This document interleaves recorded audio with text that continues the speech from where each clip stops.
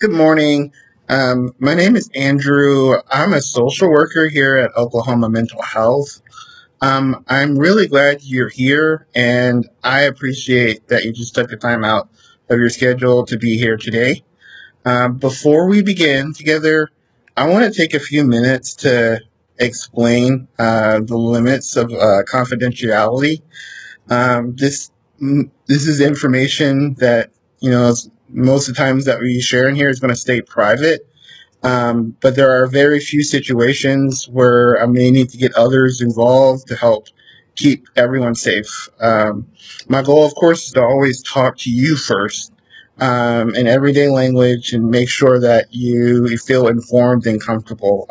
The goal of confidentiality at the end of the day is just to keep everyone safe.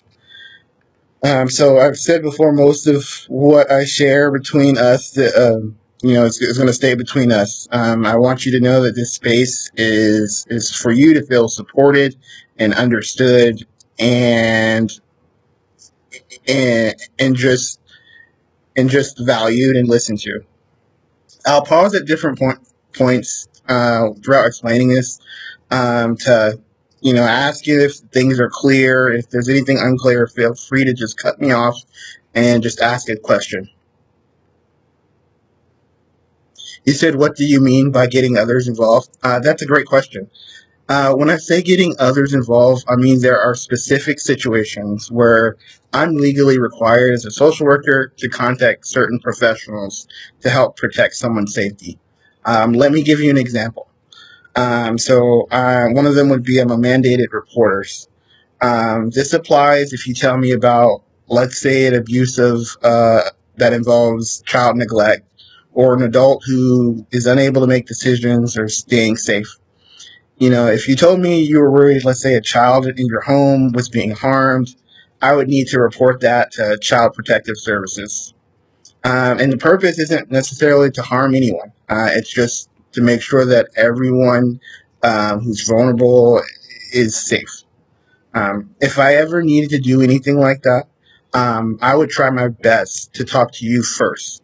Explain the process step by step, just so you're not surprised or caught off guard, and just left feeling betrayed or, like you didn't know anything about that this is a potential possibility. I hope that explanation helps. I could give you another example if I need to help clarify. I really want to make sure that you understand what being a mandated reporter means for me and your services while you're here. I also have a duty to protect. So another situation, if you ever share that you're having thoughts of harming yourself or killing yourself, my first step is to always talk to you about what you're feeling and what kind of support you think you best need during those times. And after we talk, if we determine that your safety is an immediate risk, that's when I may need to get others involved, like a crisis team or the police. As you probably realize by now, everything I'm explaining, it keeps coming back to keeping yourself safe and others safe. My first step again is to always talk to you with understanding and try and understand where you're coming from. Um, does that make sense? Would you like me to explain that any differently? Okay.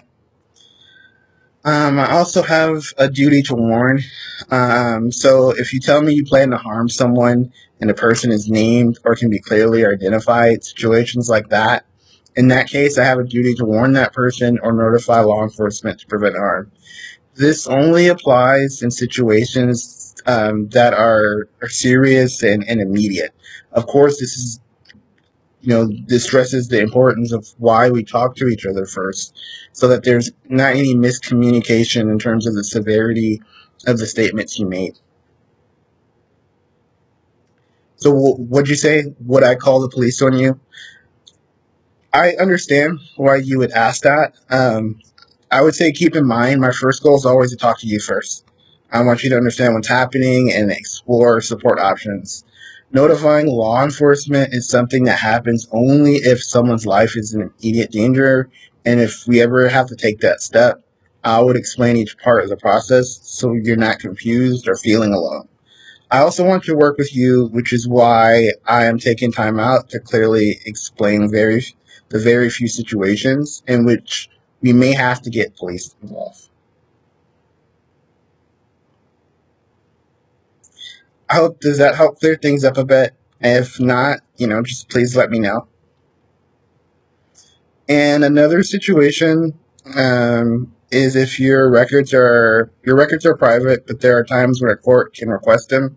If your records were subpoenaed, I'd make every effort to let you know and explain what information might be shared and what that process looks like. Are there any questions about that? Okay. So before we wrap up, I just want to talk about something I know can feel uncomfortable bringing up payment and insurance. So what happens if you can't pay for a month? That's a great question and completely understandable concern. Here's kind of how we would handle that. I would ask you who you'd want to work with because we have case managers and also admin staff at the front desk who could help you look at insurance options and payment options to help you understand better what's covered. If payment becomes difficult, there may be options like payment plans or updating your insurance information.